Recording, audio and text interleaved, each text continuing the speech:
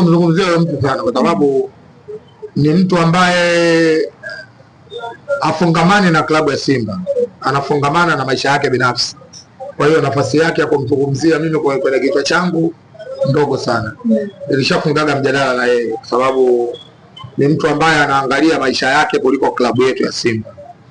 Leo hakuna mwana Simba ambaye anadauti utendaji wa kitengo cha habari cha klabu ya Simba. Hakuna. Simba tumepitia wakati mgumu sana. Na kitengo cha habari cha klabu ya Simba ndio kiliwaweka wana Simba pamoja. Sasa akitokea mtu anakivuruga kitengo cha habari cha klabu ya Simba, na maana huyo ni adui wa klabu ya Simba. Kwa hiyo sio jambo jema sana kumtaja sana na kumzungumzia sana. Utakuwa na wewe unakiuka maadili ya klabu yetu ya Simba. Simba ni taasisi. Simba ina logo inaitwa nguvu moja. Nguvu moja ndani yake na mambo mengi. Ina watu kama hao, ina watu wenye akili sawa sawa, ina watu wenye nidhamu na discipline, na kila aina ya watu. Kwa hiyo sio jambo jema kumzungumzia mtu ambaye tunamuona kabisa moja kwa moja kwamba njia yake ishatoka nje ya mstari wa klabu ya Simba. Tumwache aende na maisha yake, then tunaamini Simba yetu na tunasupport Simba, wasupport Simba kwa sababu na uhakika umri wa yule mzee haufanani na klabu. Kuna vizazi vingi vimepita, vimefanya mambo ya maana na vimeisaidia klabu ya Simba sana. Na kuna vizazi vingine vipo sasa hivi vinafanya mambo ya maana, vinaisaidia mambo ya Simba. Leo thamani ya mashabiki wa klabu ya Simba ni kubwa sana. Nasema kuliko hata yeye huyo mzee. Kwa hiyo sisi tunaangalia thamani ya mashabiki wa klabu ya Simba, tunaangalia thamani ya logo ya klabu ya Simba na thamani ya wadhamini wa klabu ya Simba. Leo klabu ya Simba ni klabu ambayo imefanya mambo makubwa mengi, ndio maana kuna watu wamekuja kuweka pesa. Mohamed Dewji ameanza kupenda Simba kwa mdogo hivi. Hatujawahi kumuona akikashfu klabu ya Simba. Na sio amependa, anapenda na kuna pesa anatoa, tunapata furaha wote. Leo ukizungumzia huyo mzee si kama kuna sehemu alichangia hiyo klabu. Lakini yeye ndio yuko mstari wa mbele, akipewa kuku wa maboila, akipewa kibahasha ndani kina shilingi 100,000, akili inabadilika. Sasa usifikie wakati wana Simba wote tukabadilikiwa akili kama alivyobadilikiwa yeye kwa sababu ya kuku ya maboila na vibahasha vya 100,000. Tuseme tu wana Simba tuko kwenye mstari ulionyooka, na Simba nguvu moja ina maana kubwa, na tunalinda logo yetu ya klabu ya Simba. Wanaichafua logo ya klabu ya Simba, acha wachafue, lakini sisi zetu tuseme tu itafika siku watajua thamani ya klabu ya Simba. Pengine Simba, viongozi wa Simba ni kama wakubatia, kwa maana hawajawahi kuwatolea, hawajawahi kutoa hata kuwabani. Yani kwa mfano wamekuwa wakijitokeza wengi mashabiki wa Simba kuichafua klabu ya Simba licha ya kufanya vizuri. Wakati hawana utofauti na chizi ambaye anatembea uchi amevua nguo. Chizi akivua nguo wewe unabidi umstiri, na wewe ukivua nguo na wewe chizi. Ukimkuta chizi kavua nguo na wewe ukavua nguo na wewe chizi, viongozi wetu machizi. Kwa nini wafuatilia watu wamevua nguo wanatembea uchi? Si umeelewa? Simba ni taasisi ambayo inaongoza watu wa aina tofauti. Nimekwambia ina mashehe, ina mapadri, ina walevi, ina kila aina ya watu. Ina wanawake, ina watoto, ina kila aina ya watu. Ndio maana wengine wanapoteza mpaka maisha yao kwa sababu ya Simba. Kaja chizi kwenye Simba kavua nguo na si tuvue. Wote wanaokashifu Simba ni machizi. Hawatofautiani na mtu ambaye kavua nguo katembea utupu na si tuvue. Acha wadhalilike. Sisi tunasonga mbele. Kwani baada ya wao kusema Simba imeathirika, baada ya wao kutumwa na kutushambulia Simba imeshuka viwango? Leo watu wametumwa wanatembea utupu bila nguo kwa manufaa yao ili kuikashifu Simba. Lakini wakati wanaikashifu Simba, hao wane watuma hata kwenye 10 bora za vilabu bora Afrika hawamo, kwa sababu wao wanawatuma na wao wenyewe wanatembea utupu. Sio, umeelewa? Sasa kama wewe mwehu umevua nguo kwenye Simba, sisi tutakuacha na uwehu wako utembee bila nguo. Sisi Simba tumevaa mavazi, ndio maana unatuona mpaka leo hatutetereki. Umeelewa? Leo wakati Simba inasemwa tumekosa ubingwa miaka 4, huu mwaka wa 5. Mwaka wa 5 sisi ubingwa huu tumeukosa. kwenye renki za vilabu vya Afrika na kukosa kote miaka mitano, tuko nafasi ya 10. Wale wanayewatuma wao machizi waliovua nguo hata 10 bora hawapo. Hacha waendelee na huo uchizi. Sisi sio machizi dada, sisi tulikuwa na akili timamu na tumevaa nguo. Sisi sio ndazimu. Wale wanaodhalilika kwa kujivua nguo kwa sababu ya njia zao, hacha wavulike nguo. Na ndio maana sisi tunachosema neno letu moja tu, alhamdulillah, Mwenyezi Mungu anawahukumu. Wengi wanadhalilika kwa sababu ya wanatembea utupu bila wao kujijua. Leo inawezekani Simba inafanya vizuri, wewe unaikashifu Simba, wewe mtupu. Una hata chembe ya nguo ya kufunika sehemu yako ya siri. Una, kwa sababu kila mtu anakucheka. Leo hao watu hata watoto wadogo wanawanyoshia vidole.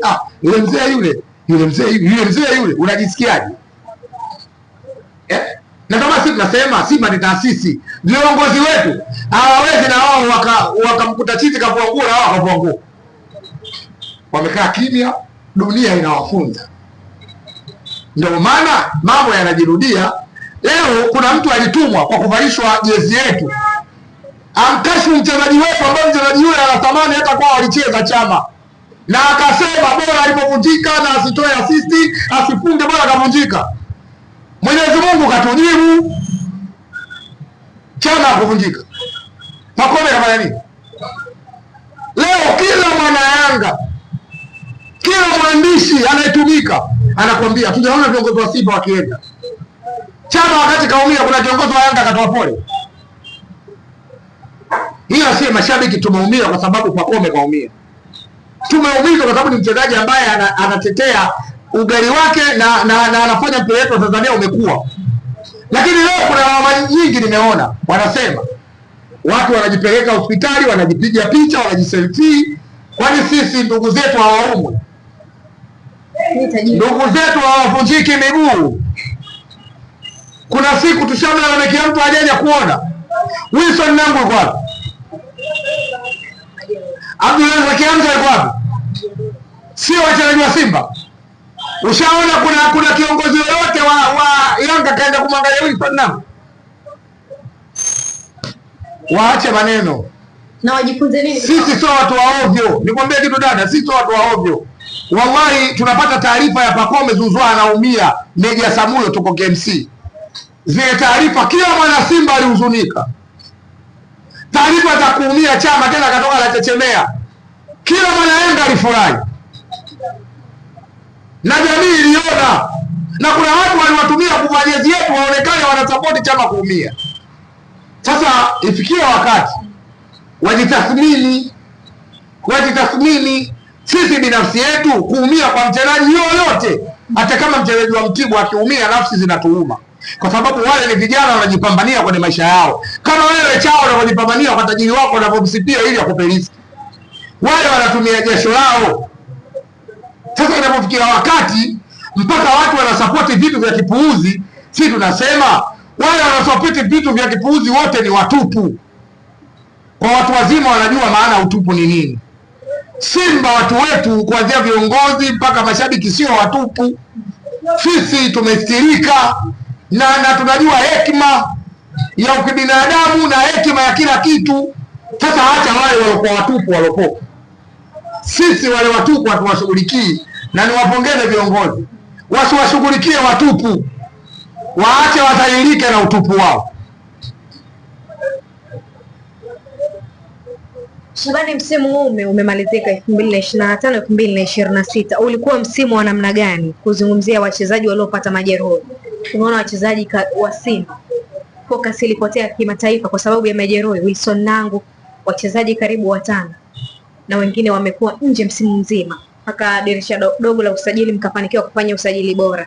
Vile vile kwa upande wa Young Africans, wachezaji wao muhimu ambao walikuwa wakiwategemea na pengine wakapoteza focus, pengine kufanya vizuri, akina Clement Mzizo, Dickson Job na wengineo. Ulikuwa msimu wa namna gani kwa wachezaji? Dada, mpira kwanza ni tuseme nusu ya vita. Ukienda vitani kuna mawili, unafanyikiwa au unafeli. ila kwenye vita kuna wengine watapoteza viungo, kuna wengine watapoteza maisha, kuna wengine watapoteza kila kitu. Kwenye mpira ukichukulia tasnia ya mpira yote, kwenye hii ligi kuna watu wamekufa. Acha wachezaji waliopata injury. Kwenye hii ligi kuna watu wengine mpaka leo wamepata stroke. Kwenye hii ligi kuna watu wamepoteza mali zao. Kuna watu wamepata vilema kwenye hii ligi.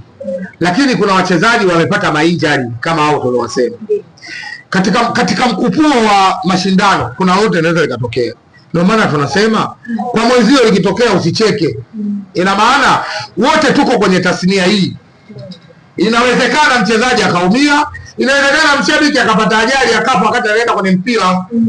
Si kuna ndugu zetu tumewapoteza ambao ni watu wa mpira kwenye hii ligi wamekufa. Kuna wengine baada ya magoli wamepata mshtuko wamekufa. Lakini mwisho wa siku lazima tujifunze kitu. Hasa hao wenzetu wajifunze kitu. Wajue kwamba Mwenyezi Mungu anapanga vitu hivi, kwa kila kitu kina wakati wake. Sio mtu anaumia, mtu anakufa au anapata shida, wewe unaenda unamtuma mtu ashadadie kupata shida mwenzio. Waache huo ushamba. Leo ligi ilikuwa na wakati mgumu, ndio maana nimetoa mifano. Leo sisi tumepoteza wachezaji Simba. Abdulrazak Hamza pamoja na Wilson Nangu. Lakini ukiachia hilo, msimu jana Omri Kramo hajacheza kabisa. Ukiachia hilo, Clement Nzize ligi hakumaliza mpaka amemtoa kwenye system ya usajili. Tunapenda hatupendi, lakini kwa sababu na ndo maisha na ndo vitu vinavyoenda. Waambie wanaowatumia wasifanye huo utoto. Mchezaji akiumia kawaida yake aombewe. Leo kuna Mtanzania mwenzetu na mpira kaacha tujue anafanya biashara gani, yule mchezaji wa Polisi kavunjika, kijana mdogo. Leo kuna mtu kwenda anaenda kashangilia yule kijana kuvunjika mguu ili akakosa maisha yake. Watu waache hivyo vitu, waache ushamba. Ndio maana kuna wakati hata viongozi tunawaambia wastahili kuongoza mpira, waongoza kiuni. Kama leo kiongozi wewe wa klabu kubwa unaenda kuongoza mpira, wewe ndio klabu yako kubwa, mtu ambaye amefurahia mchezaji kuumizwa, ambaye wewe vile klabu yako inashiriki na wewe unaenda kumsupport, basi na wewe ukashirikiana na yule mtu ili yule mchezaji aumie. Mbona ukutoa taarifa yote? Leo sifikia wakati watu wakalaumiana kwa nini hawakwenda kumuona Pacome Zouzoua. Huo ni utoto na ni upuuzi unaotekeleza. Haiwezekani eti Tanzania mzima atamuone Pacome Zouzoua. Haiwezekani. Dada, hakuna kitu kinachoumiza kama mtu wazazi wako au familia yako. Mimi leo sagine mtoto wangu kavunjika mguu, inakuja kuangalia Tanzania yote, si mimi mwenyewe. Sasa mbona makelele yanakuwa mengi? Walioenda kuangalia wao watu wanaumia ndio wao wanafanya dua toke na mtu mpaka aende.